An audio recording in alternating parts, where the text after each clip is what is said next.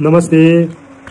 अहिले 2082 सालको सुरुवातसँगै हामी वसन्त ऋतुमा छौं। यो वसन्त ऋतुको स्वास्थ्यको दृष्टिकोणले पनि निकै महत्त्वपूर्ण समय मानिन्छ। अहिले खास वैशाख यो विक्रम सम्वत अनुसार 2082 सालको सुरुवातसँगै यो वसन्त ऋतुको मध्यमा हामी छौं। यसमा विशेष गरी वसन्त ऋतु भनेको यो शिशिर अर्थात जाडो यामपछि सुरु हुने ऋतु हो।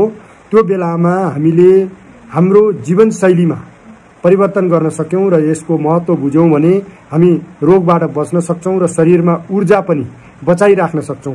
वसन्त ऋतु विशेष गरी यो समयमा गर्मी केही बढ्ने र सूर्य दक्षिणायन हुने हुनाले बाहिरी वातावरण तापक्रम पनि बढेको हुन्छ। त्यसैगरी शरीरको अग्निहरू मन्द भएको हुन्छ, पाचन शक्ति कमजोर हुन्छ। यस्तो बेलामा शरीरमा हाम्रो वातपित्त कफ अनुसार कफको प्रकोप हुने बेला हो। यो जाडो याममा सञ्चय भएर बसेको कफ शरीरमा अहिले प्रकोप हुने समय हुन्छ।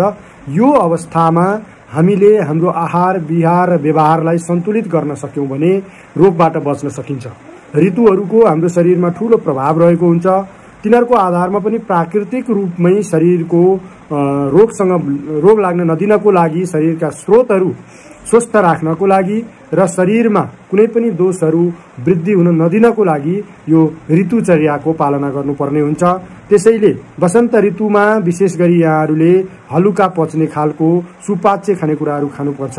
जस्तै गहुँ जौको परिकारहरू बढी उपयुक्त हुन्छ, सातुहरू राम्रो हुन्छ। कफको चाहिँ नि वृद्धि नहोस् भन्नको लागि हामीले महलाई पानीमा घोलेर खान सकिन्छ।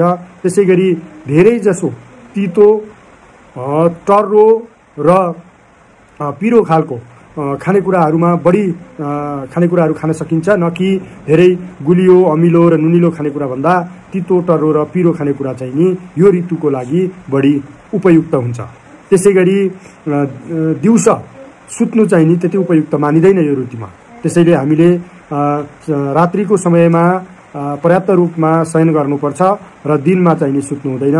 र शरीरमा मालिसहरू गर्ने, त्यसैगरी यो केशर चन्दनहरूको चाहिँ लेप लगाउने यो खालको चाहिँ यो ऋतुको लागि चाहिँ उपयुक्त मानिन्छ। र शारीरिक रूपमा पनि अलिकति कमजोर महसुस हुने हुँदा यो बेलामा शरीर गलेको महसुस हुन्छ। हाम्रो शरीरको शक्ति सञ्चय गर्नुपर्ने हुन्छ। त्यसैले मैथुन क्रियाहरू पनि एकदम कम गर्ने र यो बेलामा प्रत्येक 3 दिनमा एकचोटि मैथुन कर्म गर्न सकिने भनेर निर्दिष्ट गरिएको छ। त्यसरी हामीले खानपिन र हाम्रो आहार विहारलाई ध्यान दियौं भने वसन्त ऋतु हाम्रो शरीरको लागि एकदमै यो ऋतुमा हामी स्वस्थ भएर रहन सक्छौं र सबैजना ऋतु अनुसारको हाम्रो सिजनल क्यालेन्डरलाई फलो गर्यौं भने निरोगी भई हामी लामो समय बाँच्न सक्छौं। धन्यवाद।